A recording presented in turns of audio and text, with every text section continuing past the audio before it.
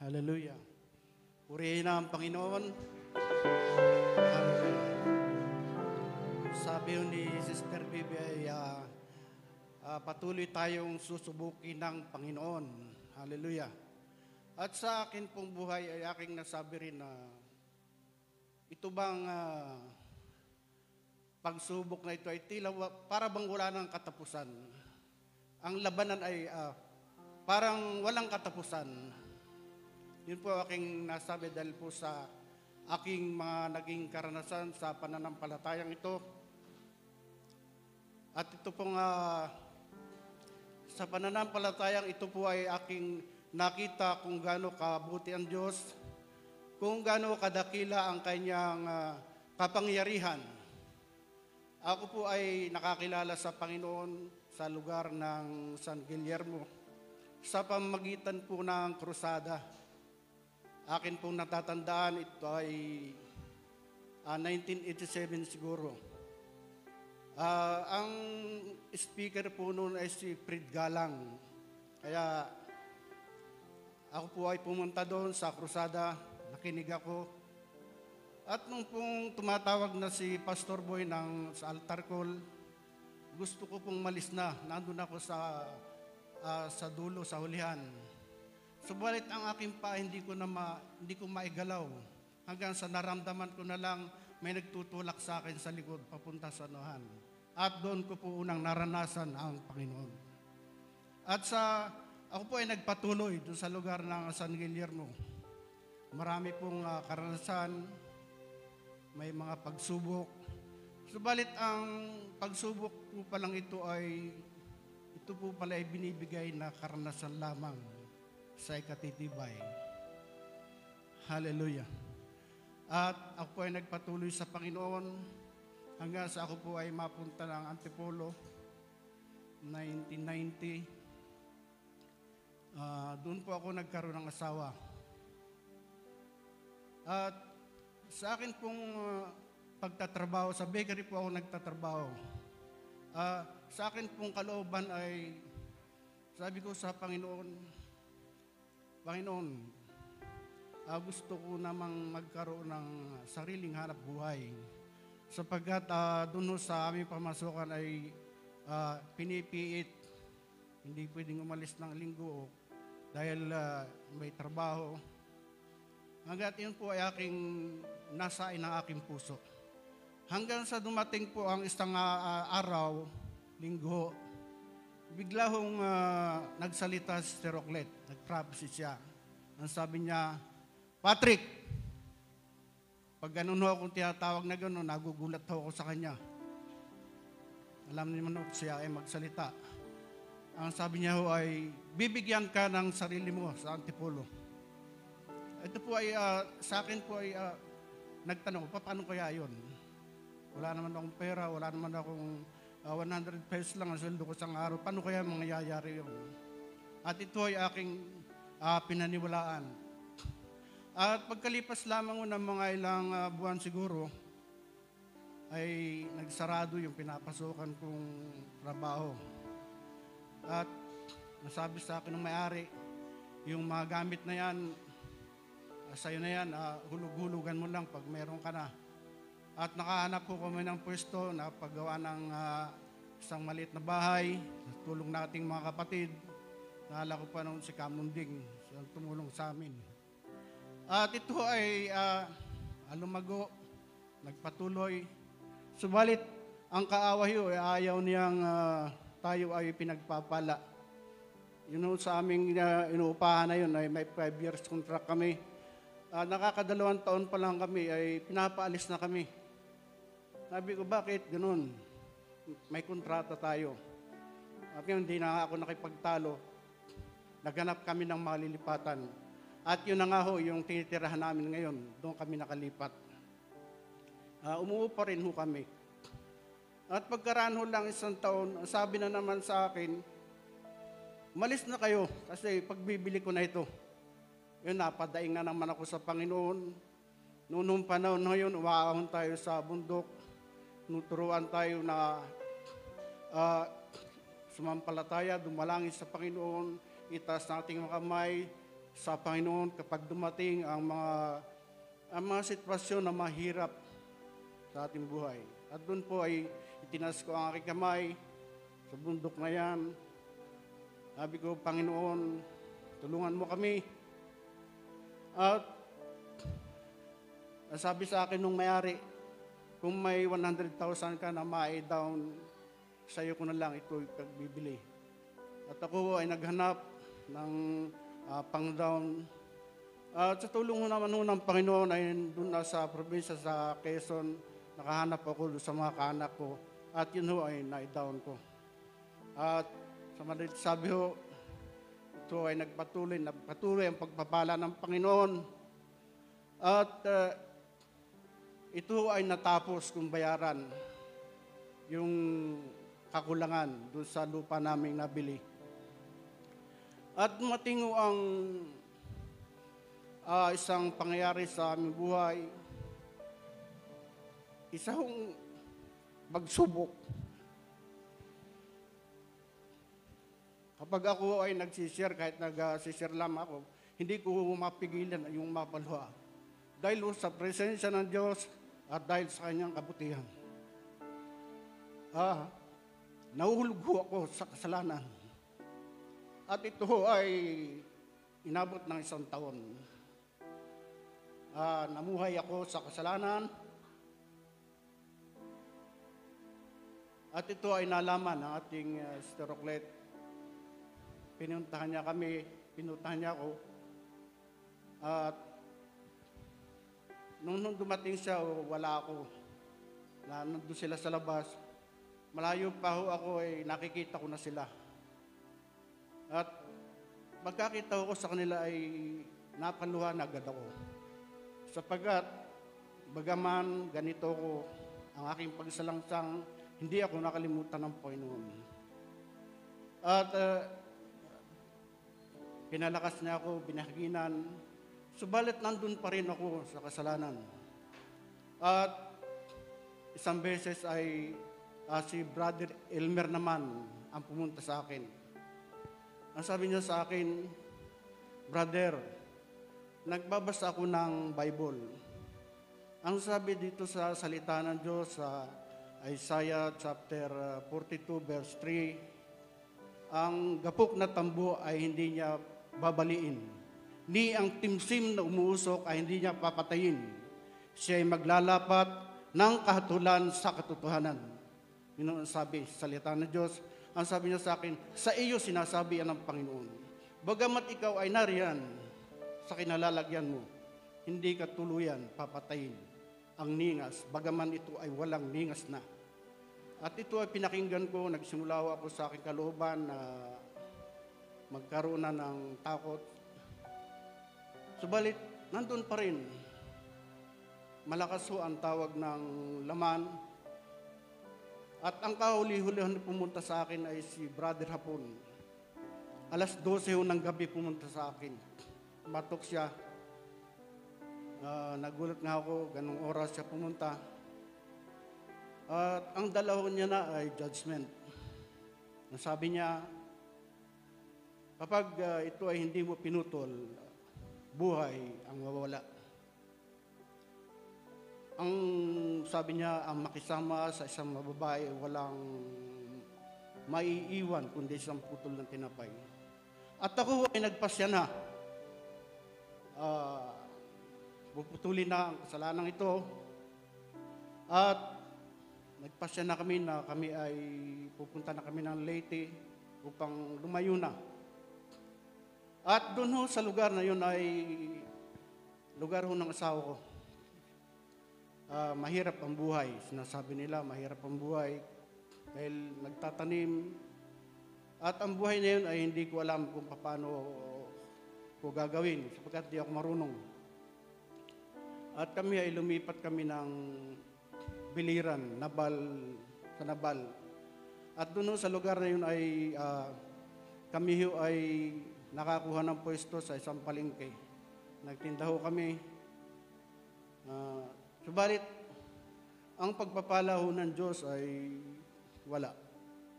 3 buwan na parang na-bankrupt. At sa loob-loob ko ay parang may hinahanap. Kailangan tayo ay makasamba. At kami ay naghanap ng masambahan. Sumakay kami sa sakyan, sabi namin, dalhin mo kami sa simbahan. Unaho kami nila sa Baptist. Sabi, hindi dyan. Tapos sa Bandaron, dinala kami sa isang, ang pangalan ho ay Alpha Omega Church. Nakita ko, full gospel. Ito ang dinadala tayo ng Panginoon. At doon kami ho ay sumamba, fellowship kami. At unang linggo, maten kami, mga Bible study, hanggang sa umabot ng isang buwan siguro. At nung isang beses na linggo ay tinawag ho ako, magpatuto ka. Nagpatuto ho ako. At nung ho ako yung makapagpatuto, nasabi sa akin pagkatapos yun nung asawa ng founder, yun ho kasing founder, wala ron. Ang sabi sa akin, pastor ka. Hindi ako pastor. Hindi, pastor ka. Sa isang linggo, ikaw ang tatayo. Sabi, hindi ako pastor, hindi ako marunong.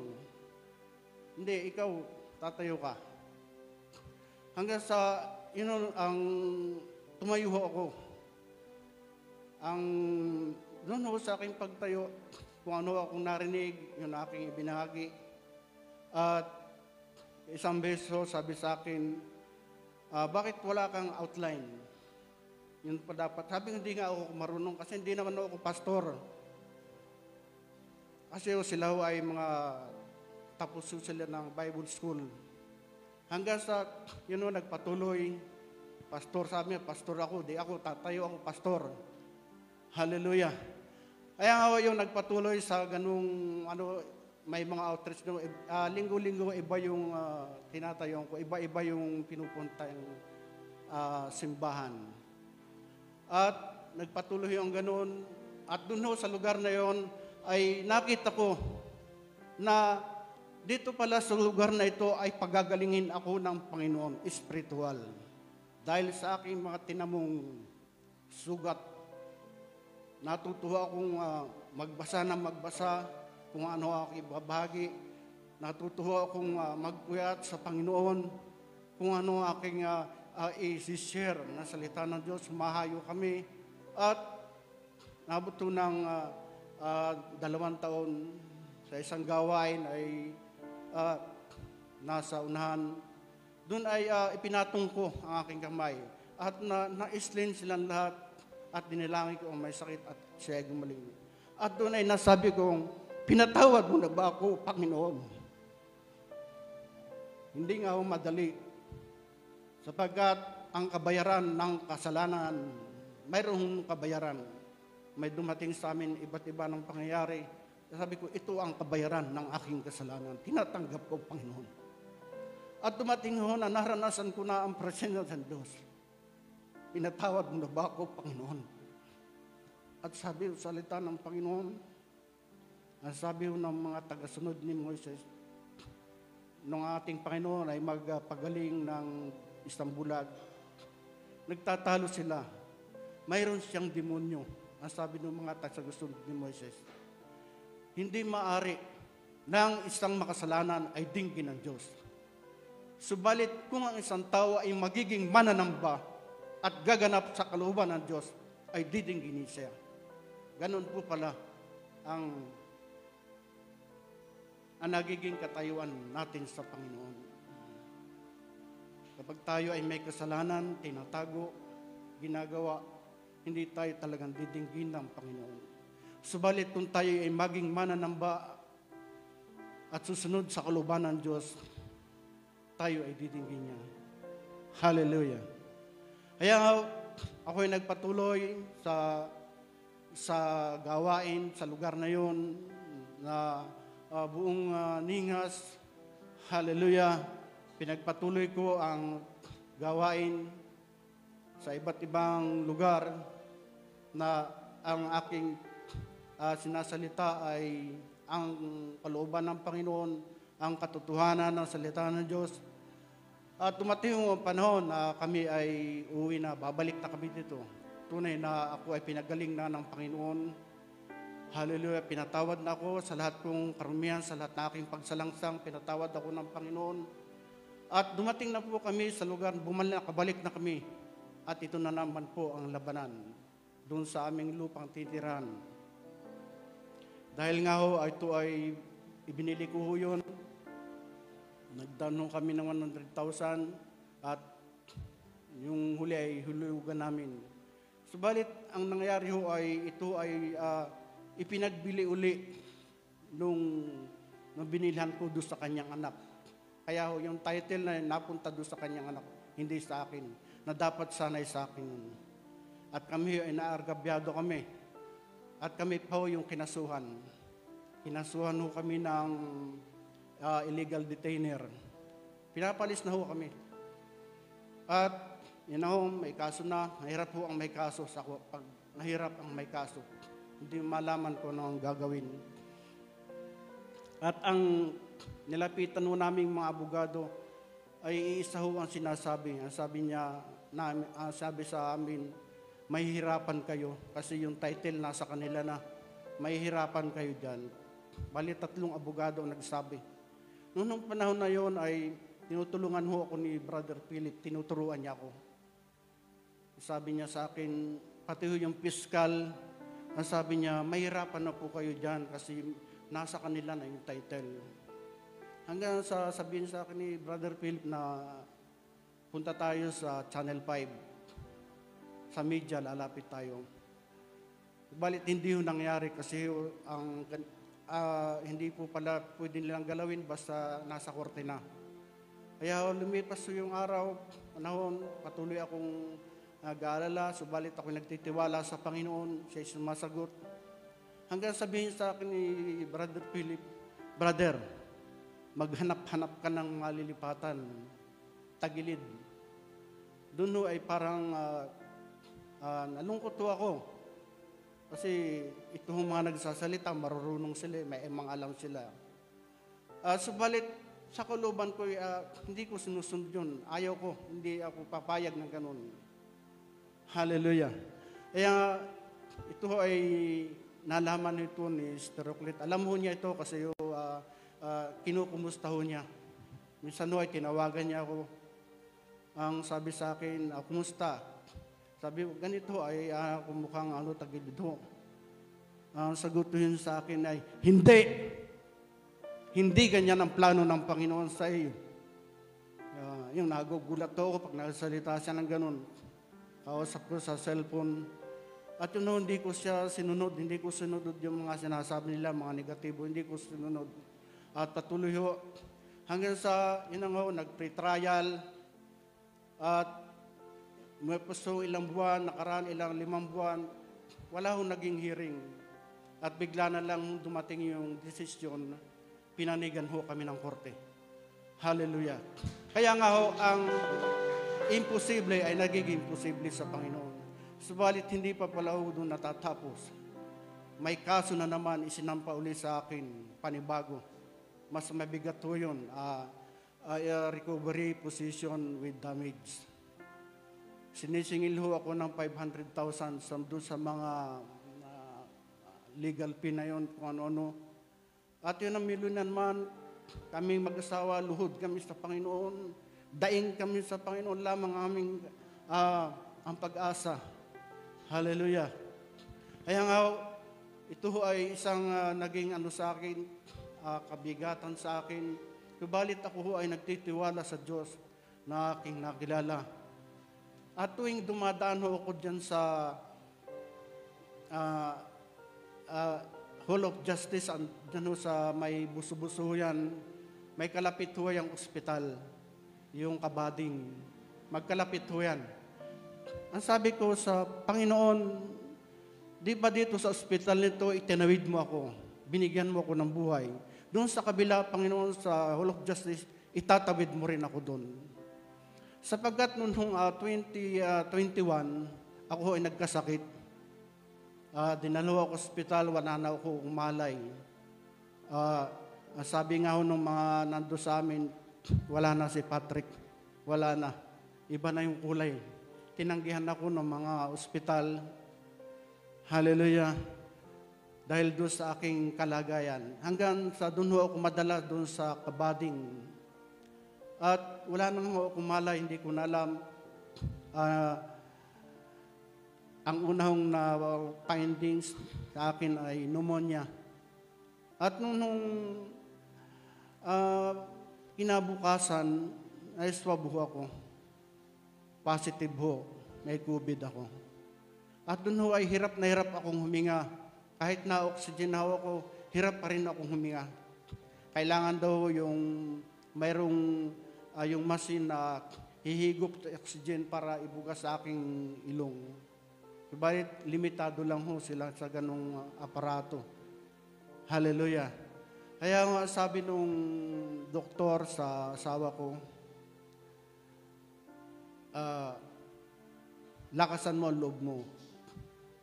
Sa ganun nga sinasabi ng doktor, parang mahirap na. Dahil doon sa akin nung kalagayan, ay parang sa hirap ko ng paghinga, nakikita ko na ang parang mamatay na. At akin nung nasabi sa Panginoon, Panginoon, alalahanin mo yung aking asawa, yung mga bata, pinag-aaral pa namin yan. Hindi pa nila kaya. At yun ho, aking naging daing sa Panginoon. At kinabukasan ho, i-isolate na ho kami. May 4 ho akong kasabay. Nasa emergency ho kami. Ililipat na kami ng ward. At doon ho ay, sabi ho nung doktor, hindi na pwede doon ng bantay. Kasi ito ay COVID referral hospital ito. Hindi na pwede yung bantay doon. Bakit hindi pumayag ng asawa ko dahil sa ako nga ho ay hinang-hina, hindi ako makabangon, hindi na ako makatayo. At doon ho ay sinamahan niyo ako sa ward na yun. Ang sabi, narinig ko doon, yung ward na yun, kinatatakutan. Sabi, bakit kaya ito ay kinatatakutan, itong ward na ito? At kinabukasan nga ho, ako ay 3:00 ho yun ng madaling araw. Doon ho sa pader yung ganyan, yun hong sa hallway, salamin ho yung taas. At nakita ko ho na mayroong parang saranggula, 3, kulay itim. Nagmamadali sila, para silang lumalangoy sa hangin at pumasok sila sa kwarto. At pagkaraan ho lang ho ng 1 oras, mayroon na hong patay doon sa aking katabi. At sabi ko, ano yun? At yun ho ang dumating sa akin, sila yung namamahala sa kadiliman. Sila yung namamahala sa hangin. Ito ang spirit nito. Hallelujah. Kaya nung sumunod ng gabi, hindi na ho ako natulog noon. Ganun naman ho, 3:00 ng madaling araw. Nandun na naman sila. Nagmamadali sila, 3 sila, kulay itim. Pumasok sa kwarto, sa pinto sila, pumapasok. At ako ay dumadalangin sa Panginoon. Yun ho, itinuro sa atin yung counter-attack. Hallelujah. Sa kapangyarihan ng banal na dugo ni Jesus, inuutusan kita, Espiritu ng mabangis na pagsalakay, kamatayan, lumayo ka sa lugar na ito. At pagkaraan lang ho ng 2 oras, mayroon na naman hong patay. Hallelujah. Yan ho yung mga kasama ko. Hanggang sa pangatlong gabi, gano'n naman ho ang nangyari. Dumating na naman sila, mayroon na namang patay. At doon ho ay ako na lang yung natitira doon. Patuloy akong dumadalangin sa Panginoon. Wala na akong pakialam dyan sa mga katabi ko. Hallelujah. Nagtatangsa ko, dumadalangin ko, Syarabakan Darasika, kamatayan, inuutosan kita sa pangalan ni Jesus. Hallelujah. At ito ho ang mga dumadating na salita ng Panginoon sa akin. At dahil sa dugo ng ating Panginoong Jesus, sila ay kanilang binaig. Hallelujah. At ito ay nakita ko yung namamatay na yung mga katabi ko. Hallelujah. Mga kasamaan ko sila. Malalakas sila nung sila ay pumasok, naglalakad pa nga sila. Balit nakita ko ang kamatayan ay malapit. Subalit, ang Diyos na aking nakilala ang nagligtas sa akin sa lugar na yun. Pang-apat na araw, nihintay ko na, tinitingnan ko yung salamin doon kung may dadating na naman. Alas 4 na, wala pa. At nung makita ko ay mga rainbow na maliliit yung nakita ko. Nilinga ako sabi ko, nasa langit na yata ako Hallelujah. Yan, inano ko yun, ginanong ko, narito pa ako. At salamat sa Panginoon. At pagka kinabukasan noon, sabi sa akin nung ang galing mo. Nalampasan mo. Sabi ko, magaling ang Panginoon. At sabi niya sa akin, nalanta yung virus na pumasok sa iyo, nalanta. Sabi ko, sa dugo ng Panginoon, nalanta ang virus. Purihin ang Panginoon. Hallelujah. Kaya, yun nga pala ang dahilan kung bakit hirap na hirap akong huminga dahil nag-viral na daw yung virus sa loob ng aking katawan. At yun nga aking sinasabi tungkol sa Panginoon, tuwing dadaan ako doon dahil pupunta ako, nagde-deliver ako doon sa lugar na yun na magkatabing building. Panginoon, kung paano itinuwid mo ko sa hospital na ito, gano'n din ang gagawin mo sa lugar na yun. Hallelujah. Subalit sa ngayon, ang lumalabas na sa aking big, pag dumadaan ako doon sa lugar na yun, sabi, iganti mo ako, Panginoon. Hallelujah. At itong January 28, lumabas ho yung decision.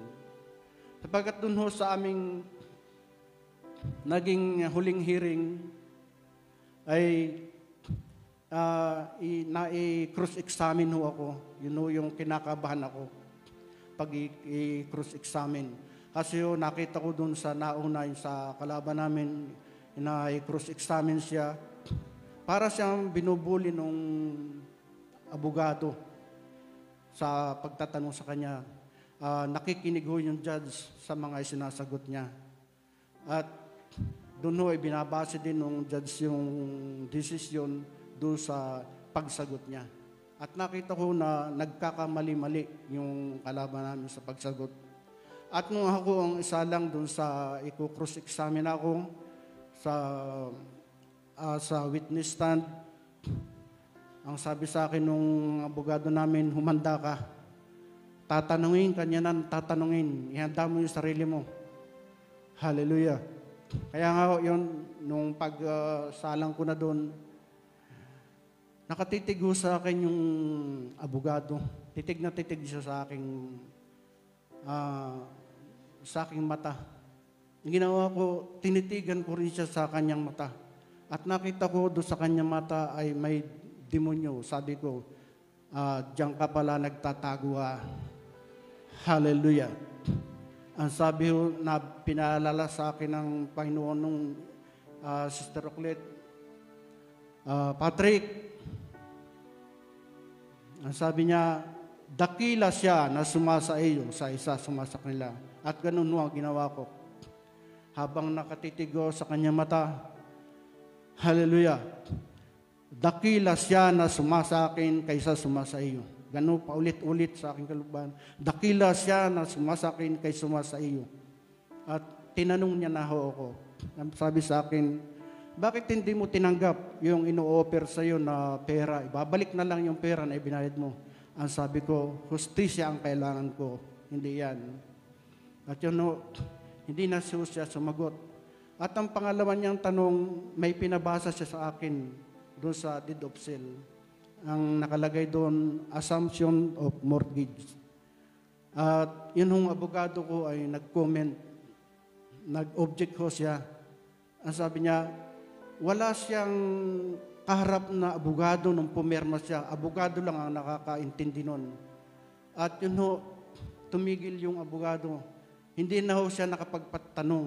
Ang sabi nung judge, may itatanong pa ba? Sabi nung abogado, wala na. Hindi na ho siya nakapagtanong. Hallelujah. Yun na ho judge ang nagtanong sa akin, mas mabuti pa yung judge nagtatanong, yes or no lang, isasagot.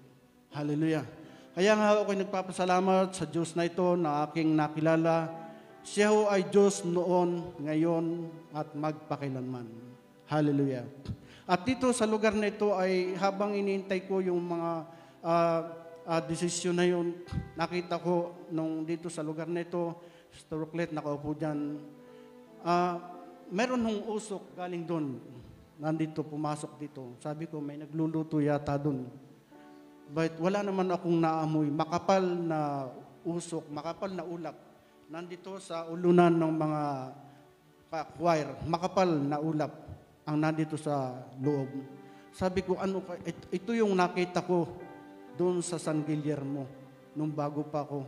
Ito yung kalwatian ng Panginoon. Ito ho yung panahon na nakita nung anak ni Arcel yung apoy dito. Yun din ho yung panahon na nakita ko ang makapal na ulap sa lugar na ito. Kaya ang Diyos ho ay hindi nagbabago. Siya ay narito pa rin hanggang ngayon. Purihin ang Panginoon. Hallelujah. Kaya nga nung January 28, lumabas ho ang desisyon, nanalo na naman ho kami sa pangalawang kaso na isinampa sa akin. Hallelujah. Nag-motion ho ang kalaban namin, motion siya, na-deny ho yung kanyang motion. Kaya ang sabi sa akin ng abogado, ikaw naman ang magsampa ng kaso para dun sa ownership, kung sino talaga sa inyo ang dapat magmayari. At ako ay nagtitiwala sa Diyos. Ang sabi niya, ito ay kanyang tipan. Ang sabi ito ay aking paniniwalaan sapagkat sinilita ng Diyos sa pamagitan ng kanyang babaeng lingkod. Patrick, magkakaroon ka ng sarili doon sa Antipolo. At ito ay kanyang tipan. Purihin ang Panginoon! Hallelujah!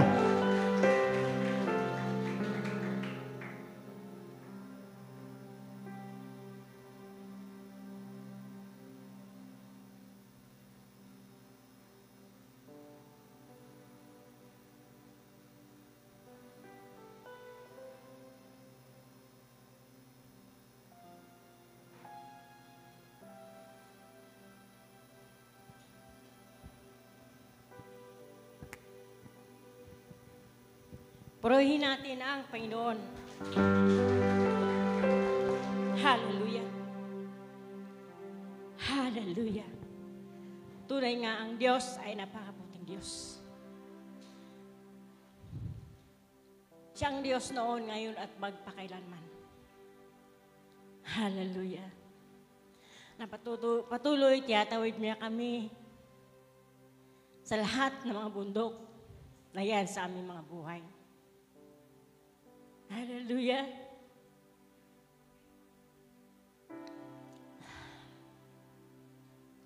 Oh, we praise you, Jesus. Magsimula ang aking patutuo.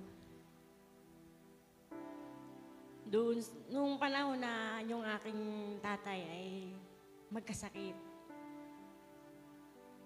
Si ang tatay ko nasa amin.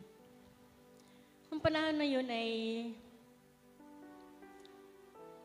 miikot ang krusada sa lugar ng Teresa.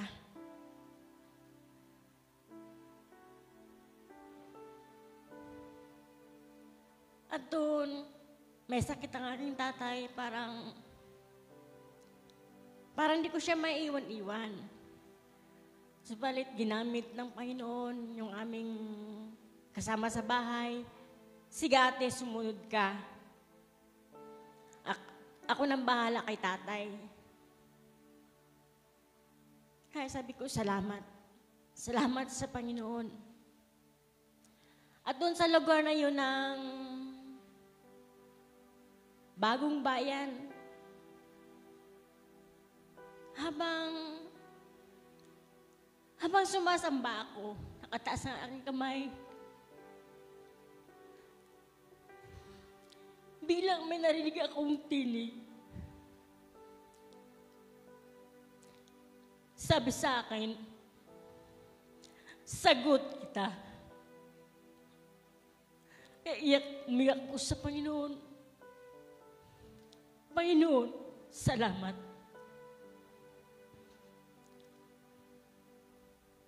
Salamat, Panginoon. Na patuloy pinalakas mo ako. Hallelujah. At doon, patuloy umikot ang krusada. At yung aking ama nga may sakit. Pinagkatiwala ko siya sa Panginoon.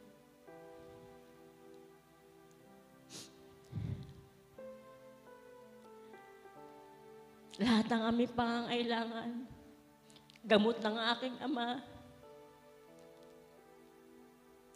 Kami ang sumusuporta mag-asawa. At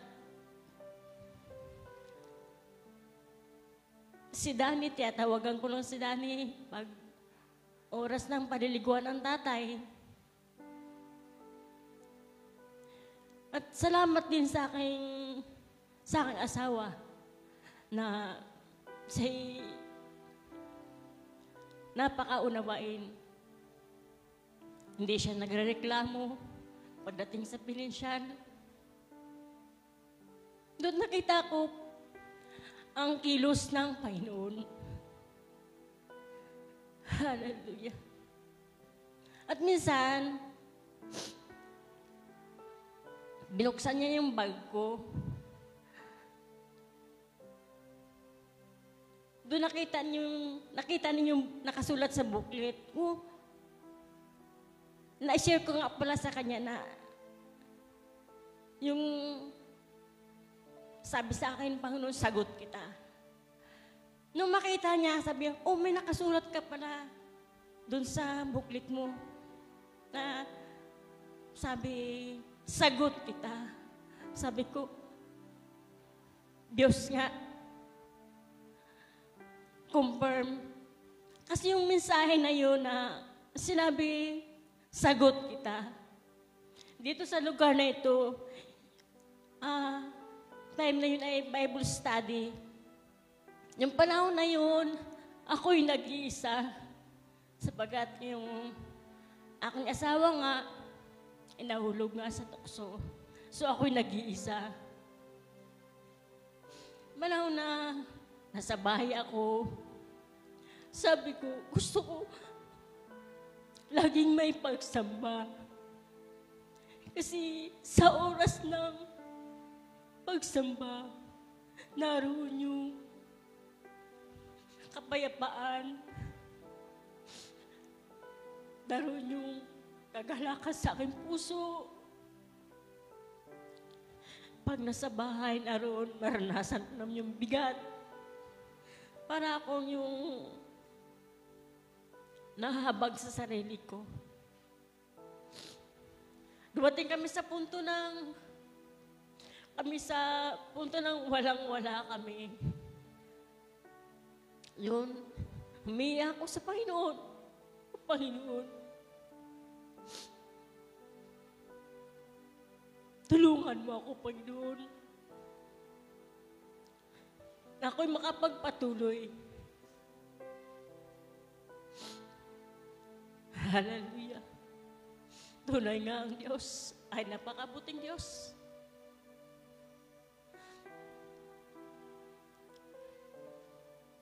At pinakikita sa akin ng Panginoon, doon sa aming rep, mayroong nakadikit na sticker. Sabi doon, God never changes. Kaya iyak na naman ako sa Panginoon. Salamat, Panginoon, na ikaw ang Diyos, na hindi nagbabagong Diyos sa aming mga buhay. Hallelujah.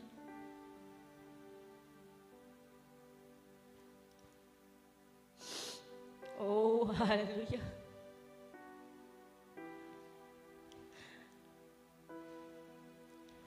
At yun nga po, mga kapatid, sa lupa na yan na aming tinirahan. Doon patuloy. Ayaw ng kaaway na tayo sumagana. Kaya patuloy ang kaaway. Gumagawa. Hindi tumitigil, subalit. Sa Diyos kami nagtitiwala. Minsan sasabi sa akin ng aking asawa, bakit hindi tayo tinutulungan ng ating mga kapatiran? Yun ang nasabi niya sa akin. Sabi ko, magpatuloy lang tayo sa Panginoon. Sa Panginoon tayo magtitiwala. Sapagkat gana aming sarili, tunay wala kaming magagawa. Subalit ang Diyos ay may magagawa sa buhay ng bawat isa sa atin. Purihin ang Panginoon. Hallelujah. Hallelujah.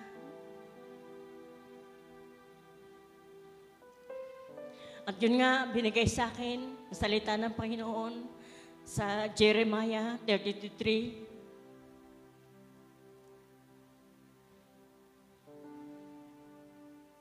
Ang sabi sa salita ng Diyos,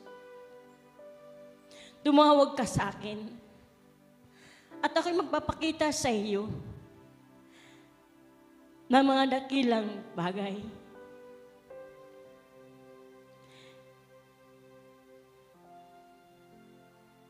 Na may hirap na hindi mo nalalaman.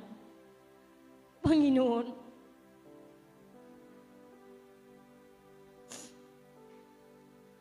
isang talanghaga ang salita ng Panginoon. At yun, pinaunawa sa akin ng Panginoon. Hallelujah.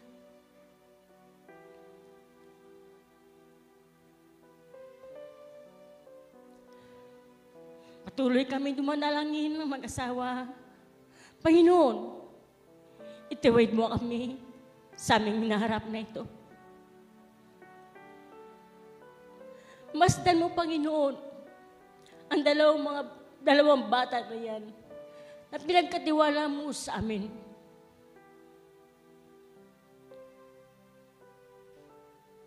Kahabagan mo sila, Panginoon.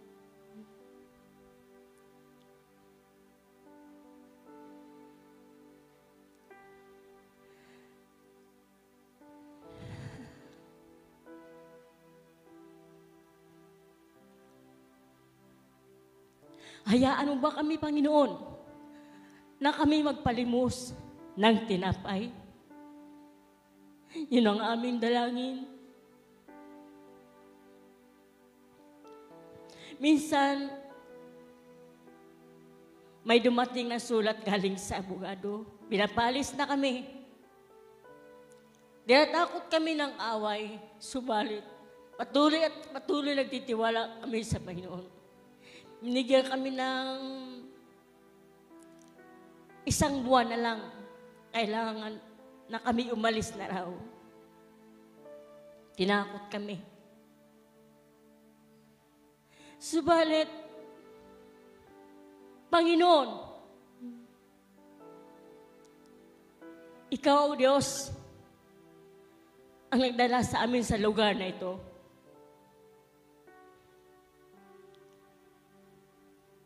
Sinabi rin ng ating Pastor Boy Noel, Patrick, sa kalagitnaan ng kanyang mensahe, Patrick, ano man ang mangyari, kasama mo ang Panginoon.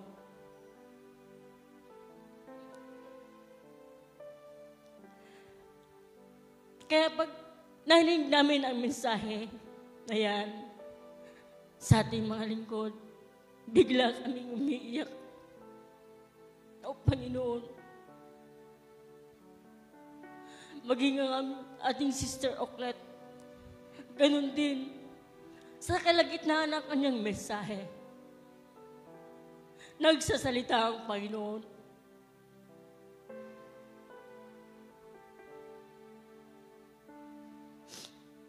Kaya nga nung mawala ang ating Sister Oklet, talaga hindi ko mapigil ang aking sarili. Magharap kami na kasawa. Talaga umiyak ako ng malakas. Sabi ko, Panginoon, paano na kami? Wala nang aming Sister Oklet. Kasi para ang Sister Oklet, para naging magulang siyang aming magulang. Sapagkat pareho kami ni Brother Patrick na wala nang ama, wala nang ina.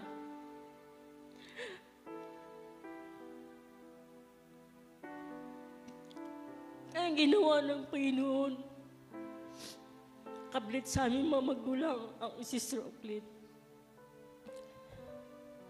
Lagi kaming tinatawagan yan, o kumusta na kayo dyan, Patrick?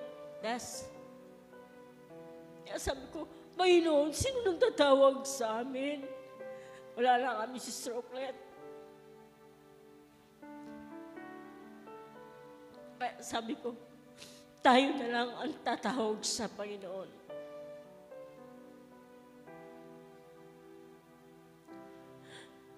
Hallelujah. Purihin ang Panginoon.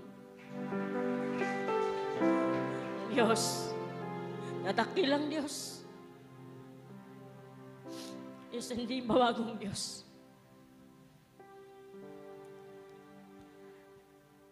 Kaya, laging pinakikita sa akin ng Panginoon, yung sticker na sa may harap namin, God never changes. Ako ang Diyos, hindi nagbabagong Diyos. Ako ang Diyos noon, ngayon at magkailanman. Kaya ang lahat, nagkakatiwala namin sa Panginoon, sapagkat gamit nga ng aming sarili, wala kami magagawa.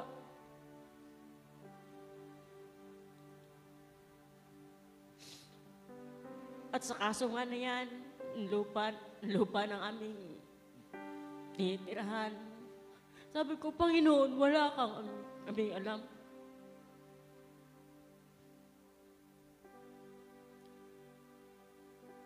Sa iyo, Panginoon, ang pakikibaka. Yun ang sabi mo, Panginoon.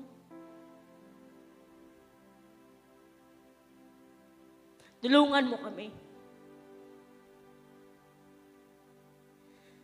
Hallelujah. Sapagkat lagi namang inaalala ang dalawang bata pinagkatiwala sa amin ng Panginoon. Bagamat hindi sila nanggagaling sa aming katawan. Subalit, inaari namin silang amin. Hallelujah. Kaya patuloy kami nagtitiwala sa Panginoon.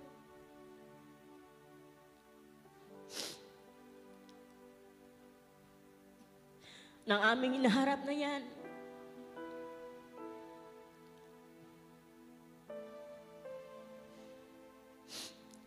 siya ang patuloy mataas sa aming mga buhay. Patuloy siyang madakila. Mababa ang bawat siya sa amin.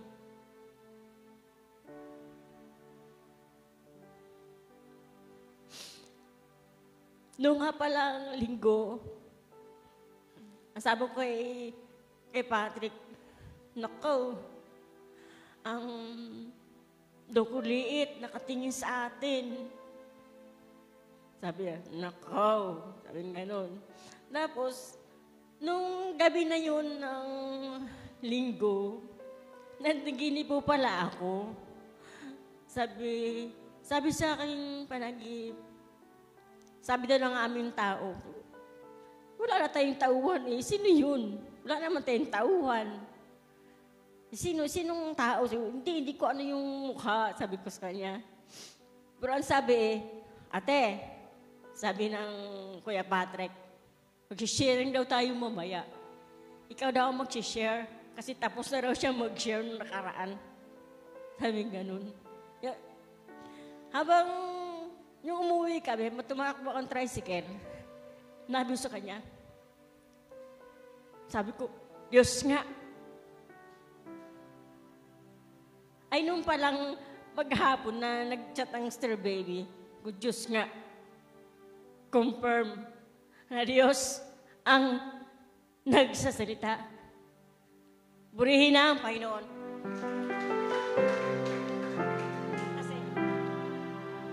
Kasi expect talaga namin, hindi pa kami tatawagin para magpatotoo. Sabi ko, hindi pa tayo tatawagin para magpatotoo kasi di naman tayo mga milyonaryo eh. Sabi ko, wala pa tayong sasakyan. Sabi niya, oo nga.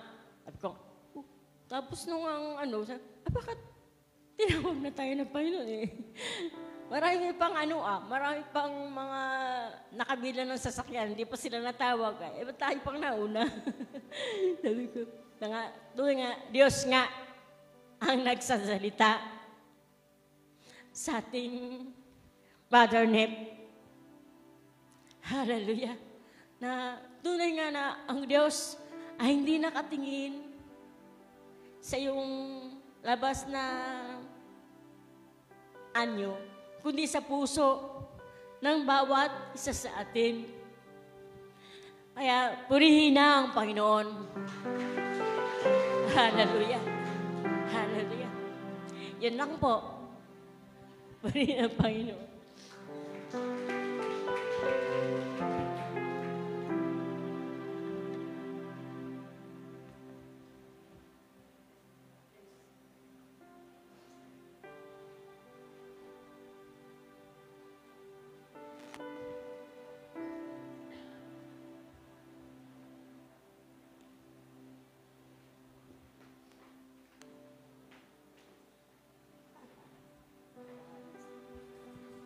Napakaganda ng mga patotoo nila. Alam nyo, alam ko sa inyong lahat na narito may mga patotoo ang bawat isa. Kaya leading sa ating Pastor Neb ay tama. Dito nakahayag ang abutin ng Diyos na ginagawa sa buhay ng bawat isa. Pasimula kay Jen, sa ating Mary Jane and Bio, yun na ba? Kayong lahat. Magkapatid ni estudyante ko daw namin, Berian, tsaka si Adonai. Kayo lahat na nagsalita. Ngayon, merong na hindi na isama ating Sister Beth and Brother Patrick sa kanilang patotoo. Ang totoo, test kami lagi na Sister Oglen, nag-uusap doon sa inyo. Sabi niya, alam niya yung kalagayan niyo na susubaybayan niyan. Hindi man lantaran, hinasabi ko sa inyo, madalas sa Sister Oglen, warrior. Tutukan niyo ang kaso ni Patrick at ni Tess. Warrior, laging pinadadalangin. Hindi lang siya about sa inyo na nangailangan sa Panginoon, nalalaman dito sa church na pinapadalangin, walang tigilan hanggang ito'y magkaroon ng kasagutan. Nakita ko masimula pa lang na yung pagpatuto ni Patrick.